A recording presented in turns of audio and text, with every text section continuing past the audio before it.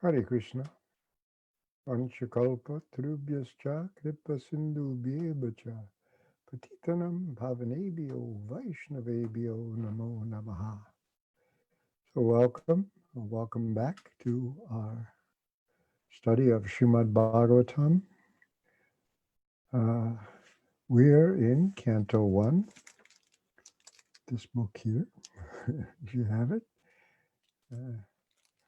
Canto 1, books are obsolete, aren't they? Really, everybody has devices. Canto 1, Chapter 2, which is called Divinity and the Divine Service by Srila Prabhupada. And we are up to text 15 today. That's where we left off. And there it is.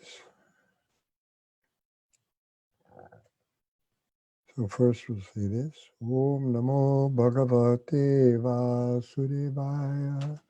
Om Namo Bhagavate Vasudevaya. Om Namo Bhagavate Vasudevaya.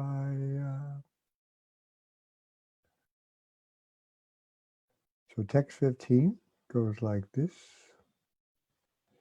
Yadanudasina yuktaha karma granti nirbandhanam chindanti kovidastasya ko na kuryat kataratam.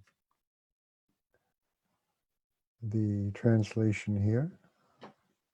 With a sword in hand, intelligent men cut through the binding knot of reactionary work, karma, by remembering the personality of Godhead. Therefore, who will not pay attention to his message? So, by this message, remembrance of Krishna, this is the result. Your karma, which is called here a granti, the knot of karma, is unlaced or cut. And then that will be the result of hearing this, that your stored up good and bad deeds that bind you to the world, they will be cut down, cut away. Bhanu Swami's translation here is a little different.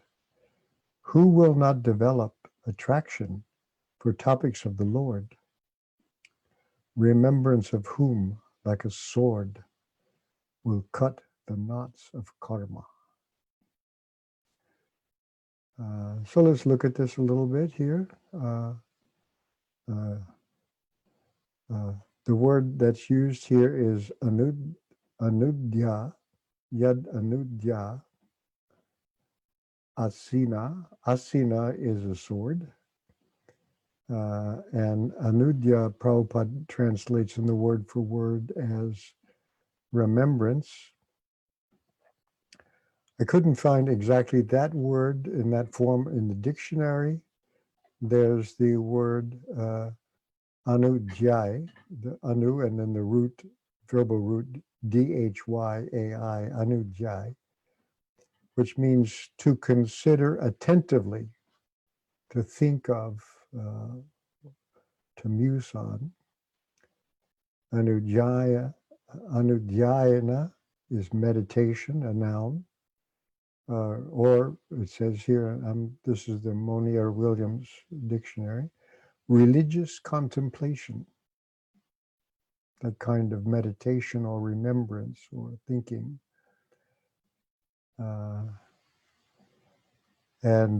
So this remembrance, simple enough, and therefore the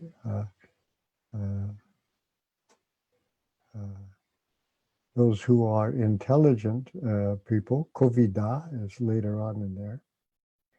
Those who are clever or kovida. those people will be very happy to cut through this with this sword, this granti nirban karma granti nibandhanam. So that's one compound in Sanskrit. Granti means knot. That's also the word, by the way, for book in Sanskrit, because you're binding together the leaves of paper or even real leaves. So the Granti is a book. So here, this this karma Granti, this knot of karma, and which is nirbandhana.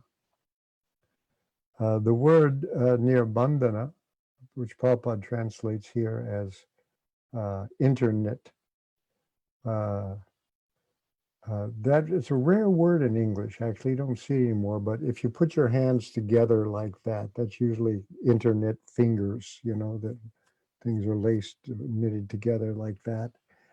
Otherwise, Prabhupada uses that word, but binding, fastening, fettering,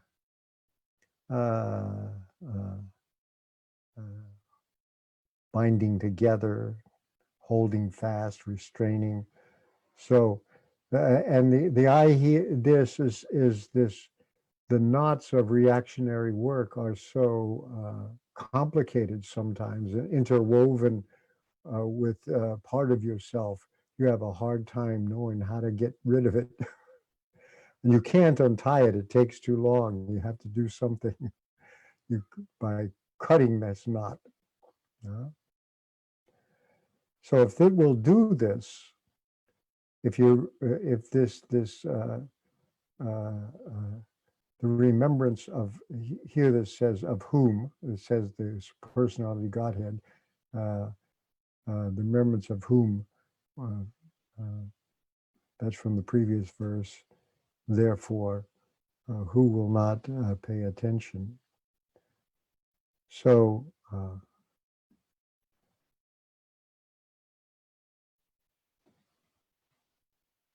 here's Prabhupada's purport.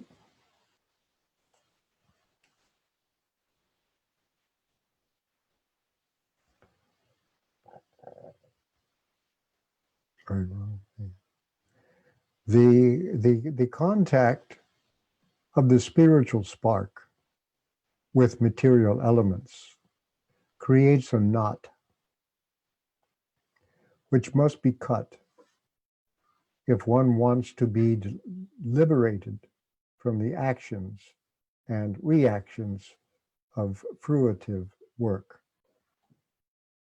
So we call that knot false ego, ahankara. Ahankara simply means I maker, that which gives you your sense of yourself. And Prabhupada always calls it as the material ahankara, as that which makes you falsely identify yourself with your gross and subtle body. You're not your body, and you're not your mind either. So this contact, when you fall into the material realm, there's a knot. And so that has to be cut out if you want to be liberated from the actions and reactions of fruitive work.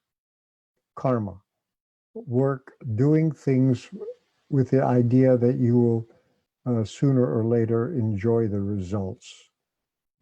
Pursue pleasure or necessarily avoid pain, but whatever the result of it, you want it. And that creates more bondage.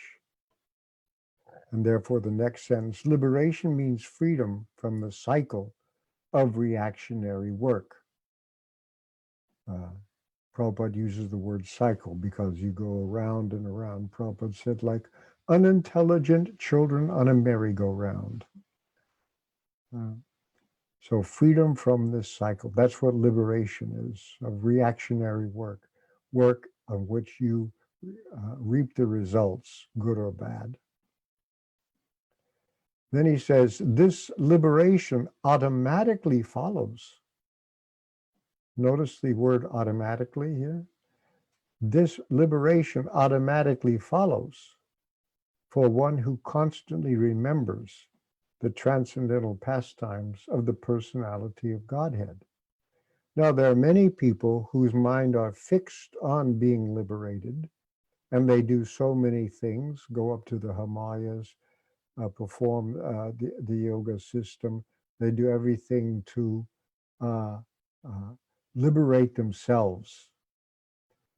But this liberation, you don't think of yourself so much and what I want from it, because it becomes almost like a fruitive work. You want something. Here, this liberation automatically follows for one who constantly remembers the transcendental pastimes of the personality of Godhead. So the words in this sentence, automatic and constant, constantly remembers the transcendental pastimes of the personality of Godhead. Our method of constant remembrance is chanting the name of Krishna. That's remembering the pastimes of the personality of Godhead. This is because, this liberation, this is because all the activities of the Supreme Lord, his lila, are transcendental to the modes of material energy. So there's Krishna's name, nama, his form, rupa, his qualities, guna, and finally his lila. All three of these are together. And of course, especially Bhagavatam tells us of the Lord's lila.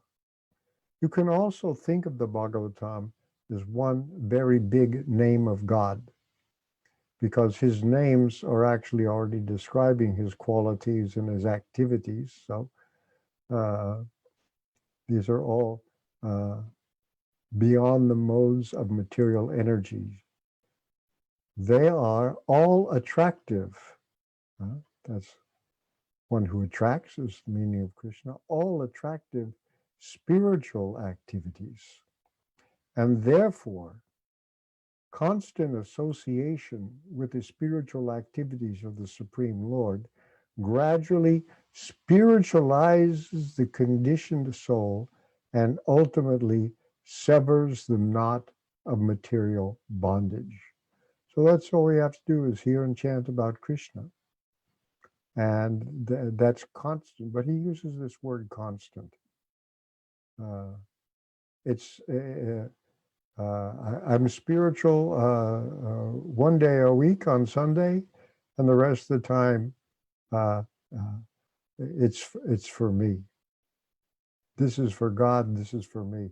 No, it's constant association with the spiritual activities of the Supreme Lord. And so they spiritualize us. The re-spiritualization of matter. So Prabhupada goes on, liberation from material bondage is therefore a byproduct of devotional service. You may originally go into it for liberation, but actually you get something better. Liberation is just the doorway into the wonderful kingdom in which you enter.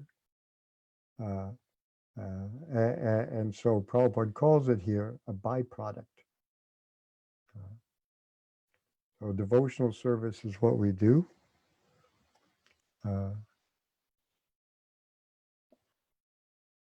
Rishikesha Sevanam Bhaktir Uchate. Bhakti means to engage the senses in the service of the master of the senses. That's the definition of bhakti. And that brings about liberation. Attainment of spiritual knowledge is not sufficient to ensure liberation. So he's talking here when he says this insufficient spiritual knowledge is like the Mayavadi's knowledge. You may understand I'm not the body. You may understand that at least qualitatively I'm the same as God. I'm a spiritual being, but just that attainment of spiritual knowledge is not sufficient, because there's always danger of falling down again. So you want to be, as Prabhupada used the term, fixed up. Fixed up means you don't fall down again. So spiritual knowledge is insufficient to ensure liberation. And the word ensure, you can be certain of it. You can't be certain of other things.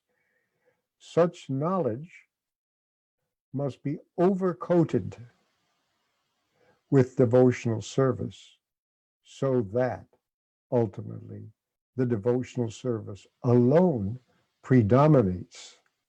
So you may originally go there thinking of your own happiness or wanting to be free from material suffering. We have different motives, being disappointed in material life in different ways. So now you may take you there. So here, uh, uh,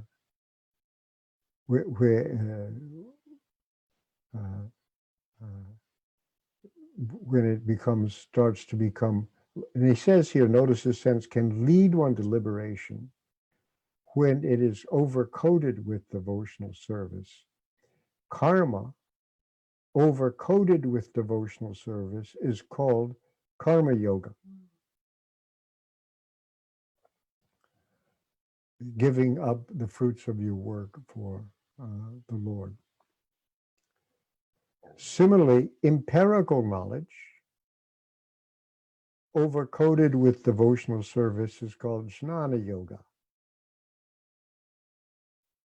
So if you're actually practicing these correctly, notice he says, if it's yoga, yoga means to connect and join. If your motive is to be joined with the Lord, then karma yoga. Empirical jnana yoga, when you want to understand God, when you are a theologian and you want to ride that. So therefore, there's some devotional service. And he calls it empirical knowledge. Empirical means knowledge that's derived from sense perception. But pure bhakti yoga is independent of such karma and jnana, because it alone can not only endow one with liberation from conditional life, but also award one the transcendental loving service of the Lord. Not only, but also. So your motive may be liberation. That's usually the impetus, that you're discouraged about material life. So it endows one with liberation from conditional life, but also gives you something more than just liberation, awards one the transcendental loving service of the Lord. That's the better thing. And Prabhupada used, when you have that transcendental loving service, then you're fixed up. You don't come down again. Otherwise, you can get a little bit close to liberation, but then you get distracted or pulled back down again. So then he says, therefore, any sensible man who is above the average man with a poor fund of knowledge must constantly remember the personality of Godhead by hearing about him, by glorifying him, by remembering him, and by worshiping him always without cessation. So hearing, chanting, Shravanam, Kirtanam, Vishnu, Smaranam, Padasevanam, Archanam, Vandanam, Dasham, Sakyamatmi, Nivedanam. These are the processes of devotional service, engaging the senses in the service of the master of the senses, and thinking also as the mind is one of the senses. So this is remembering, worshiping without sensation. That is the perfect way of devotional service. The Goswamis of Vrindavan, who were authorized by Sri Chaitanya Mahaprabhu to preach the bhakti cult, rigidly followed this rule and made immense literatures of transcendental science for our benefit. They have chalked out the ways for all classes of men in terms of the different castes and orders of life in pursuance of the teachings of the Srimad Bhagavatam and similar other authoritative scriptures. So that's Prabhupada's purport there. And then we also have from here Bhanu Swami's commentary that he's translated by Vishwanath Chakravarti Thakur, just to get a slightly different angle on it.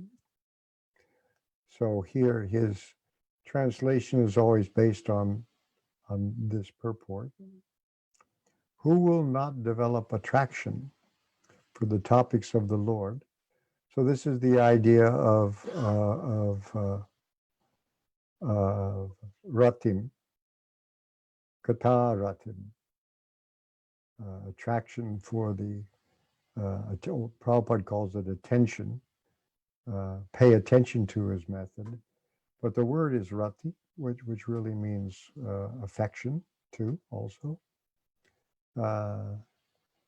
So he uses this word affection, attraction rather, for topics of the Lord.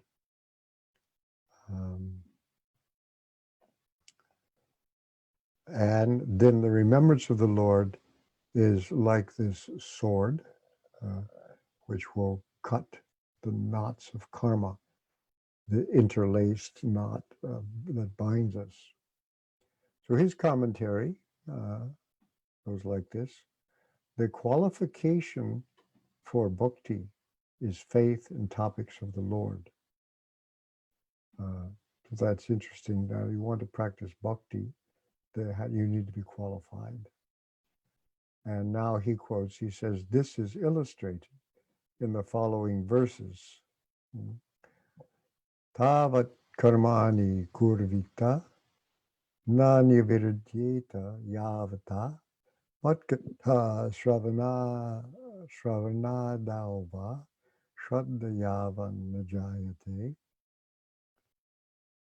As long as one is not satiated by fruitive activities. Here, satiation can mean satisfied, but it means you're over-satisfied. You've had so much to eat that you can't stand it anymore and you want to throw up. So this is to be satiated. That's another sense of the term.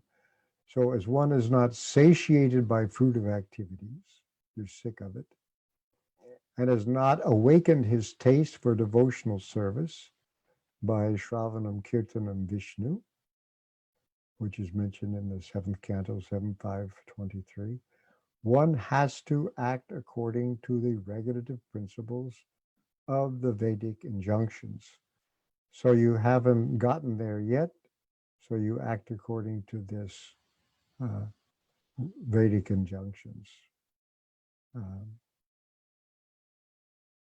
Then again, here are some quotations, a lot of quotations from the 11th Canto, 11, 11, 23, and 24. Shraddha lur matkata shrimban subhadra lokapavanihi mararte dharma kamartan archaran mad apashrayaha labate nischalam bhaktim mayudava sanatane.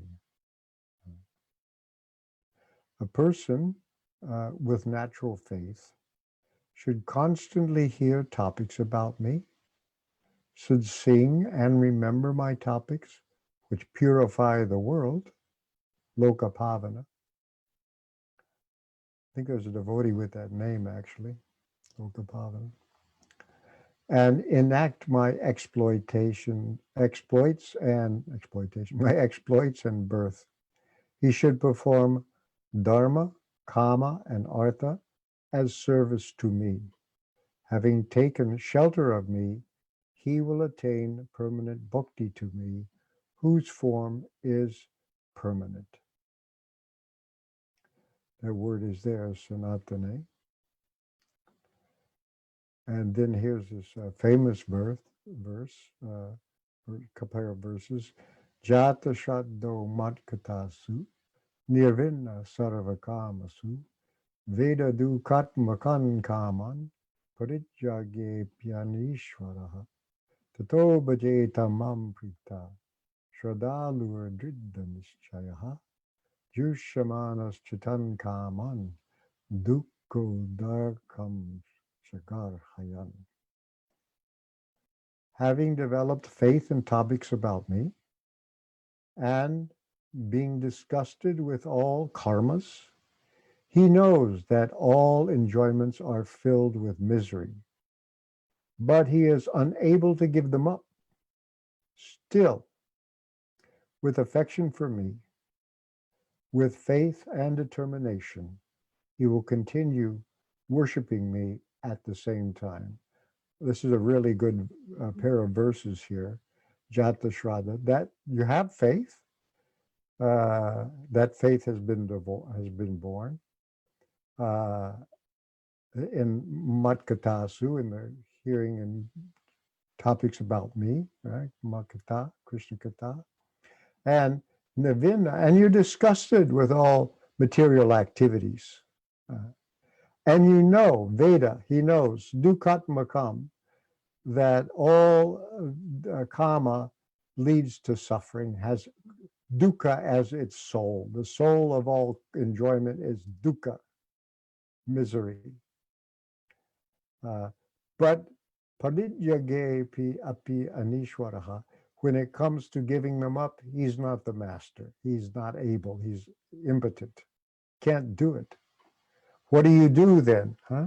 If you're in this position, you have faith in the Lord, you know about the material world, but you're still addicted. Well, that person is then said here, because he still has affection for me, with faith, Shradhalu, and Dridda Nishchaya, firm determination, he will continue worshiping me all the same, or at the same time. He goes on. And that person then is a person who can actually receive the mercy of the Lord. But this is the recognition that Krishna tells Uddhava about. This is what happens. Is there more to this? Yeah, okay. Keep on going. How does that faith arise? This verse answers, remembrance of the Lord is a sword. Equipped with that sword, asina, persons cut the bondage caused by the knot of false ego. This verse, when he says this verse, he means not the one we just quoted, but the one we're looking at. Equipped with that sword, asina, person cut the bondage caused by the knot of false ego, which ties one up with karma. See, the knot is so intricate that sometimes if you try to spend all your time untying it, you might find it easier just to get it over with and cut it. Or another meaning is as follows, another way to read this verse. People tie up small amounts of money in knots of their clothing for the purpose of daily eating by dividing up their savings and spending a little each day. That knots. You still see that in India sometimes. The ladies didn't carry purses or something, and they would have their, their car fare and their food, all tied in knots. So they're smaller money and knots of their clothing. This knot of money for enjoyment is compared to the karmas allotted in this life for enjoyment. Thus, the sword of remembering the Lord cuts this knot of parabdha karma. Parabdha karma means you've already done those things. So it's your future, just like that money. This is my future eating. This is my future happiness. So you just cut it off and then it goes. It won't bind you anymore. Who will not have attraction for topics concerning the Lord? Whose remembrance cuts the knot of karma? Attraction for those topics arises suddenly in all people before having faith! Exclamation point. This verse indicates that a person who is more qualified, who has faith, will be even more attractive.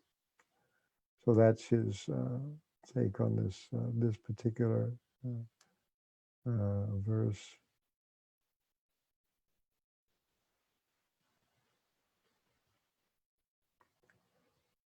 So now we come, Bhagavatam, the next verse. These are all such great verses, aren't they? 16. Sushusho Shadadanasya Vasudeva Kataruchihi Shanmahatsevaya Vipraha Punyatirtha Nishevanat. O twice-born sages, by serving those devotees who are completely freed from all vice, great service is done.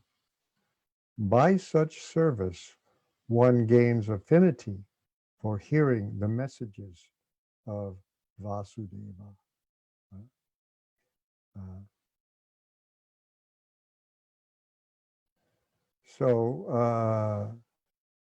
This word, shushusho, one who is engaged in hearing, this is shushusa. It's I think comes from a verbal form in Sanskrit called a desiderative, something you desire. So this is one desiring, because the shushusu, the dictionary says desirous of hearing or learning, eager to obey, obedient, attending, service, like that. So there's this one who is engaged in hearing. And Prabhupada says the Shraddhadanasya, with care and attention. The word Shraddha, basically the idea of Shraddhadana means you're endowed with faith, trusting or believing. Prabhupada here says the idea is that you do it in this way that's with care and attention. There's a devoted element to it.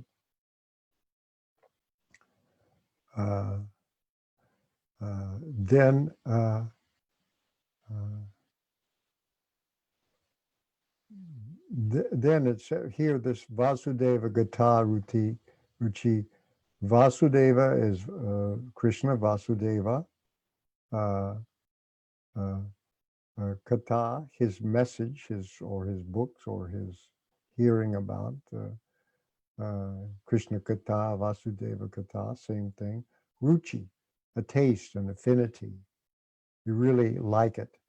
Is shut, is made possible. How is it made possible? Here it's mentioned all these wonderful things that happen when you have this. How can I do it? Well, here's where do I start? Where do I go? Here, this answers this question by Mahat Seva.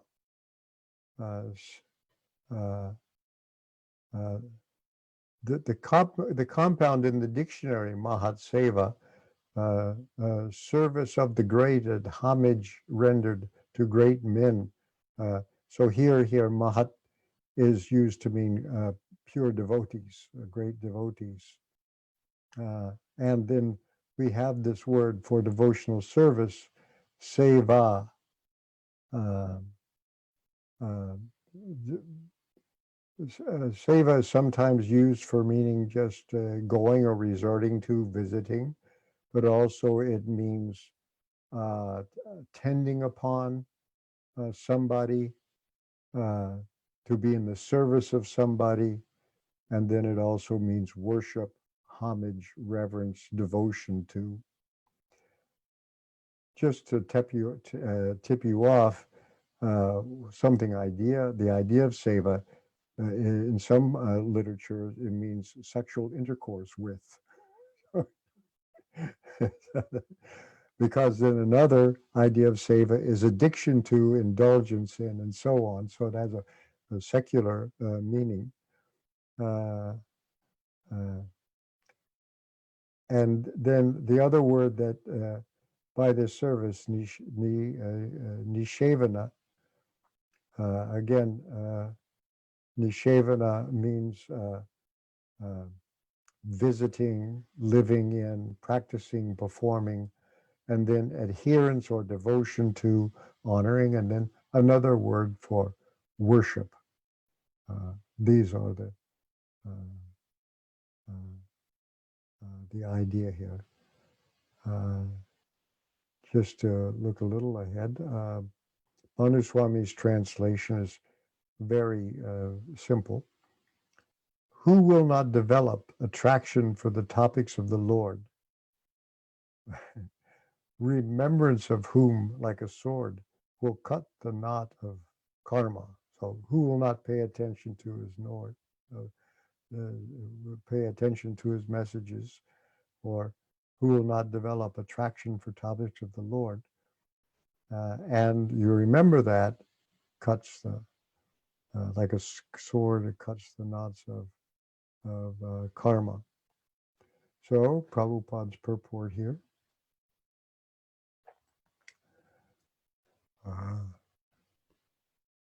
The conditioned life of a living being is caused by his revolting against the Lord. Okay, we turned away. There are men called devas, or godly living beings. So here, deva, of course, means, can be godly, I guess. We call deva.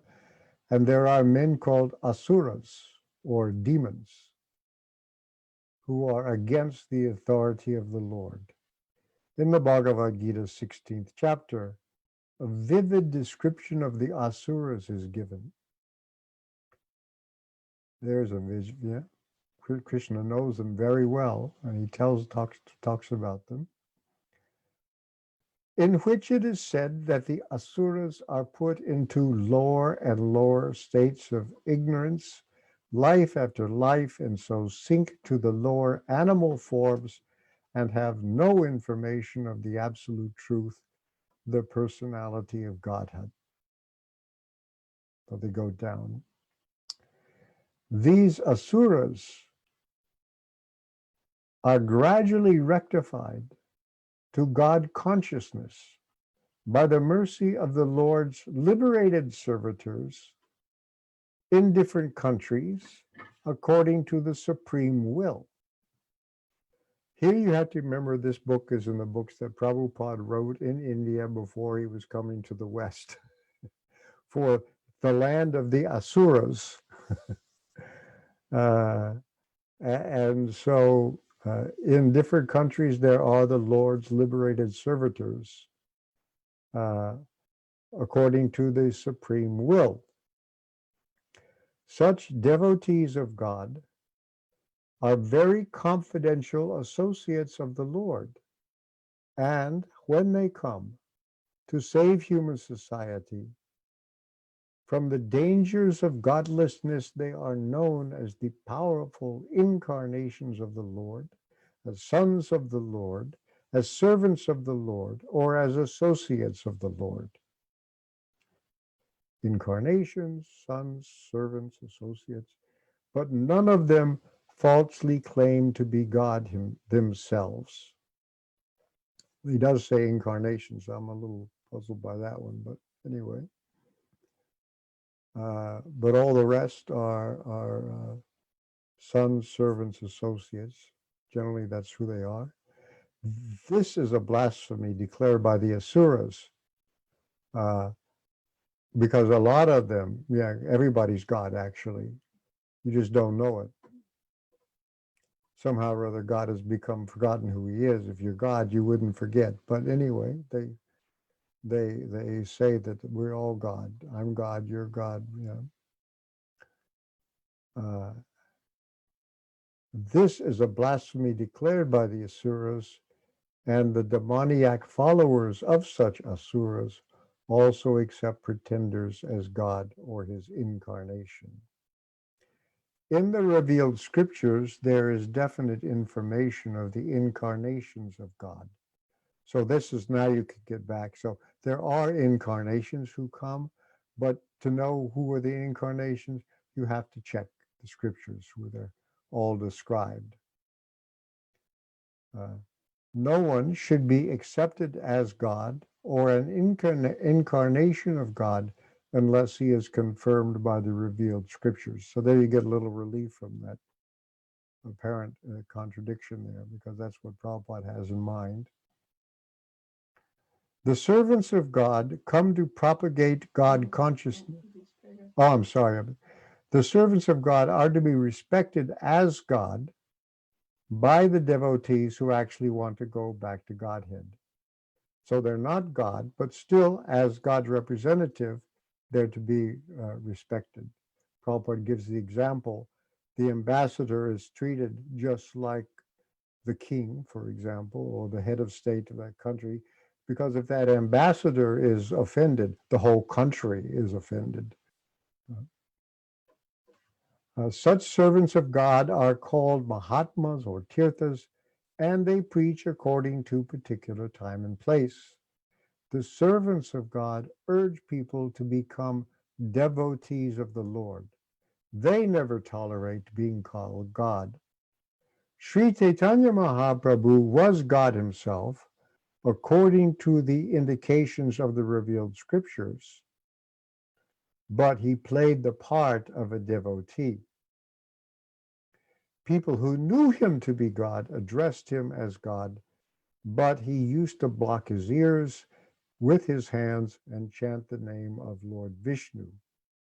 He strongly protested against being called God, although undoubtedly he was God himself. The Lord behaves so to warn us against unscrupulous men who take pleasure in being addressed as God.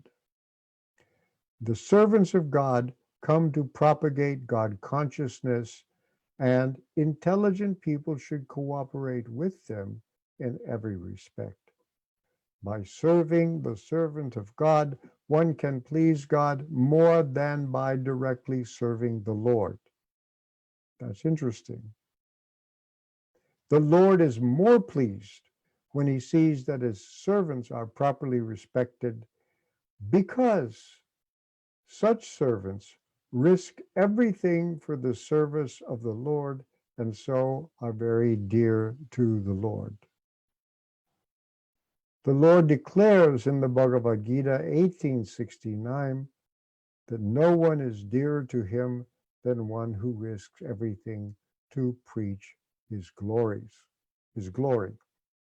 By serving the servant of the Lord, one gradually gets the quality of such servants, and thus one becomes qualified to hear the glories of God.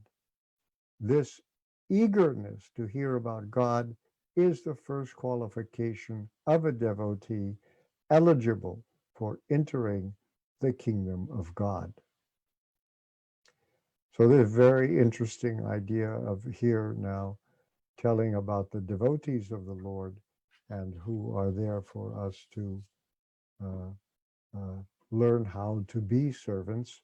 And by serving the servants, Prabhupada said, if there's a little child that's crying, and you want to please the parents, you just give that little child like a little piece of candy, and the child is happy, and the parents are even happier with you because you've done something. Or today we have to use the example of a dog, but that's even more dear to people if you please their dog, or even glorify their dog. Actually, that's the way to man's heart right now. But so we can be consider ourselves devotees as the dogs of God. Dominus Canis Dominicans, actually, are the dogs of God. Anyway, we'll stop there. We have to read, next time we'll have to read Vishwanath Chakravarti Thakur's purport. And we'll have to see if there are any questions, comments, things for discussion. Thank you so much for that class and for the dog reference there. We certainly know that's true in our neighborhood. Lots of dogs. A lot of dogs and a lot of people appreciating glorification of their dog. Thank you everybody for joining us today. And if anybody has a question or comment, go ahead and raise your hand. If you're on Zoom, you can push the raise hand button or just type a little note into the chat box that says you would like to make a comment or question or reflection, something that struck you from today's text that was interesting to you. And if you're on Facebook, go ahead and type your comment or question in there as well. If you are on Facebook, try to do that sooner rather than later. There seems to be like about a minute delay between the Zoom and the Facebook broadcast, and we might miss your question or comment if it comes in a little bit late. Thank you, Jayadvaita Maharaj, for coming, and sorry that you had to go, but thank you for attending. My obeisances to you. So we'll open it up here. And Vijay Krishna Prabhu, please go ahead and unmute yourself. Hare Krishna. Shraddha Devi Mataji. Hare Krishna, you can be heard. Thank you for your service. Maharaj, can you hear me? Yes. Okay, so my first question is related to 1 to 15, where I find in the translation the two words intelligent man.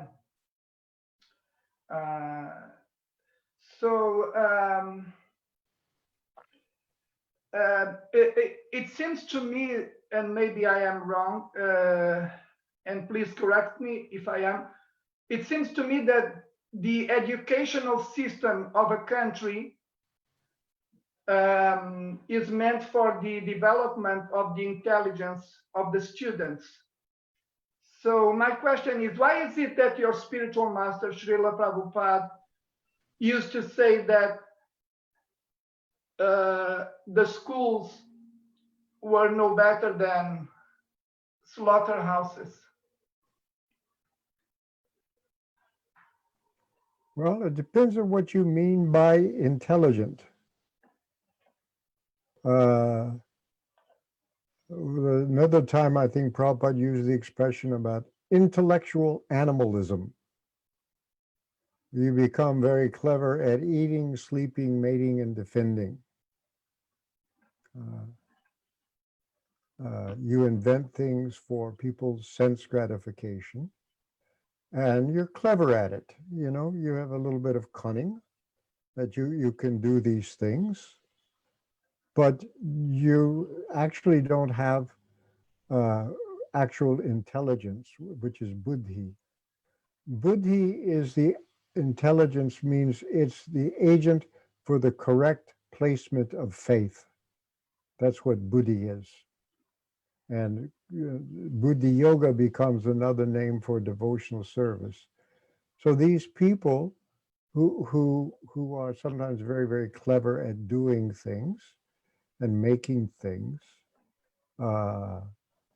making better and better intoxicants, making, anyway, I'm going to go in the whole list of stuff that they're very good at for sense gratification.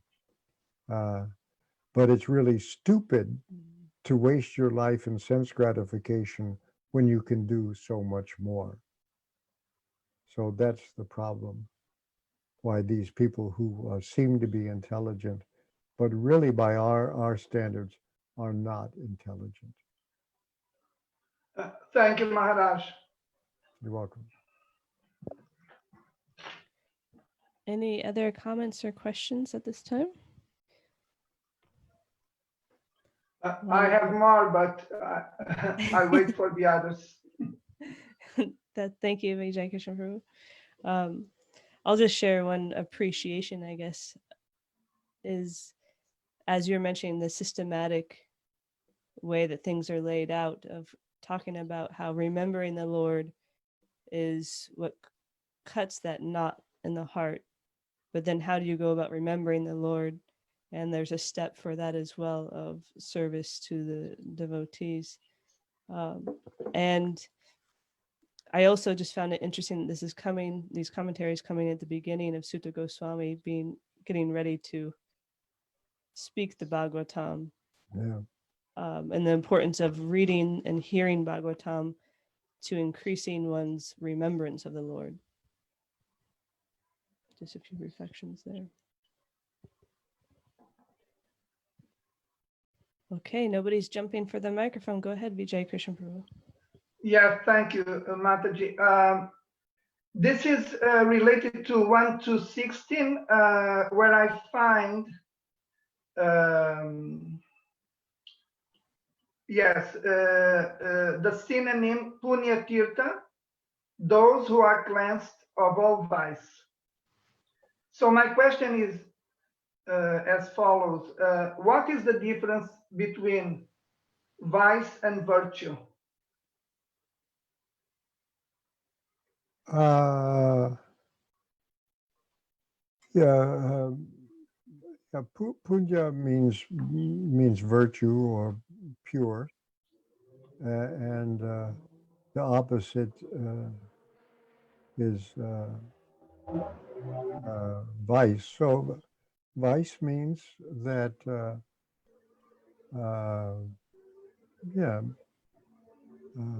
things that lead you down, things that make you identify with your body. Basically, it's a synonym for a sinful activity. So they are not people who are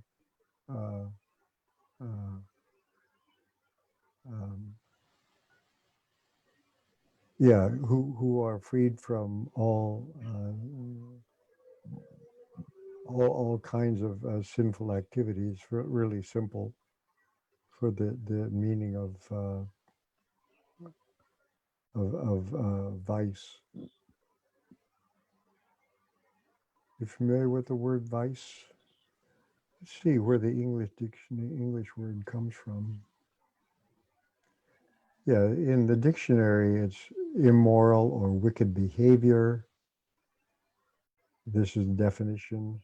Criminal activities involving prostitution, pornography, or drugs. An immoral or wicked personal characteristic. A weakness of character or behavior, a bad habit. For example, cigars happen to be my father's vice. These are Yes. those kind of things, little addictions and things like that. Maharaj, if I may, thank you for your answer. Just a little note.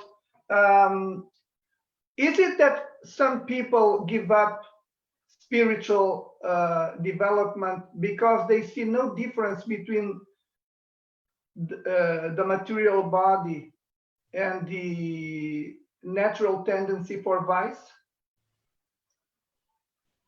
I don't understand the question. They see no difference between a material body and the natural tendency for going for vice, because there is a difference between material body and spiritual body. Isn't that the material body is naturally inclined for us to go for vice and not for virtue? You can, the question arises how the material body is the human body anyway. You can use it for self-realization, or you can use it for vice. How much sense gratification can you have and still not be ensnared in vice? Enough to, Prabhupada said this, enough to be healthy. Yes. You can be healthy. It's not that you have to be suffering, laying on a bed of nails or anything like that. But yeah, so that much, because you can't, without some sense gratification, you can't live. Don't take your next breath. When you take it, it's sense gratification. Don't drink any water. That's, so enough to be healthy. That's how much sense gratification you can have. And that's to be healthy in Krishna service, so that the senses are that way satisfied up to that amount. Okay. Okay, Maharaj, thank you. And I have Hold a on, last Vijay, question. Vijay Krishna, we have some other questions, so if you can hold on. Yes, yes, of course. Thank you. Krishna Chaitanya Prabhu writes, how do you bridge the gap between devotees who have faith in remembering the Lord's pastimes as real versus those educated, quote, enlightened people who feel that this is all myth? What about how do I what? What was I'll read it again. Yeah. How do you bridge the gap between devotees who have faith in remembering the Lord's pastimes as real versus those educated, quote, enlightened people who feel that this is all myth? The word myth, basically, mythos, the Greek word means plot or story, and has now become to mean a story that's not true. That's what. So it then becomes to mean stories of the gods, and then when the Christians would speak about the Greek and Roman myths, and then when people started talking about the Christian myth, because it's a story of a god, people get all offended about it. So I would say that for ourselves, we have a process for understanding it. See, if people want to really appreciate the truth of what we have to say, we have to tell them, you have to cleanse yourself. You have to become situated in the mode of goodness. So, see, because those people will think of our four regulative principles as at best moral principles, and they're simply restricted to that realm. They don't understand that the four regulative principles are principles of knowledge. And the words that is used for that kind of knowledge in the Bhagavad Gita is pratyaksha. Pratyaksha means direct experience, literally right before the eyes, pratyaksha. So these are principles of knowledge. And so we can say to people, oh, you can verify it yourself. It's a science. But here's what you can't just do funny things to little mice in cages for this science. You have to put yourself as the object of the experiment, and then you'll see. If you don't want to do it, okay. But, don't judge those people who have done it and can attest by their experience. And there's a lot of those people of what they can actually perceive. And just by practicing Krishna consciousness, you begin in the beginning and you follow the principles in the very beginning. You don't have much of a taste, but you still do it because you're following this process. And you find out that if you practice properly, there's certain things you'll see. You will see the mode of ignorance and the mode of passion decrease. It will happen. We can, from the Bhagavad Gita, clinically describe what are the symptoms of the mode of ignorance and what are the symptoms of the mode of passion. And when those decrease, the mode of goodness becomes more prominent, and we have a complete clinical description of that mode. And so do it. And then you can judge what we do.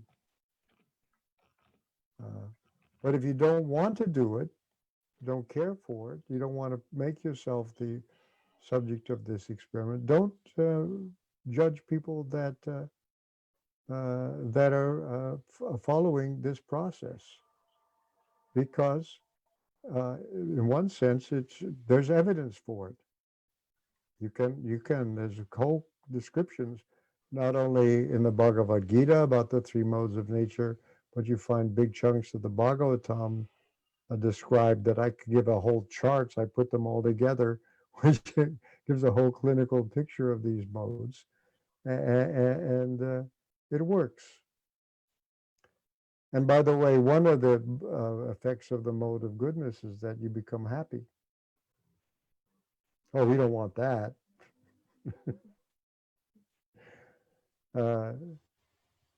The effect of the modes of passion is misery. And the effect of the mode of ignorance is insanity. Those are the outcomes that you will get. We know it's clinical. Okay. On Facebook, Losif asks, if I live near no Vaishnava devotees, may I serve others in the name of the Lord? I assume others meaning non-devotees, in the name of the Lord. Well, if it's in the name of the Lord, you have to do something that helps them advance in Krishna consciousness.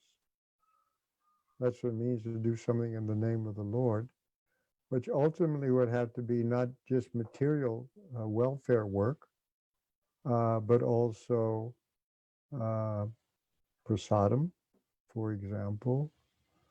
Prasadam is the great thing that if you distribute it to people, it looks like ordinary welfare work, but it actually purifies the consciousness. And a lot of people's entry into Krishna consciousness begins with the tongue. As Prabhupada said, you'd be surprised to hear that spiritual life begins with the tongue. And it's the tongue is the senses are divided into two groups: the karmindriya and the gyanindriya. The karmindriya for doing things like your hands and legs, your eyes, your senses of sight, the sense of sight is a gyanindriya, by which you gain knowledge, and by the world comes into you, and then you act back on the world. The tongue is both. It's a gyanindriya because of the sense of taste, and it's a karmindriya because it's an organ of speech. So that's why Prabhupada said spiritual life begins with the tongue, because both of those are focused there.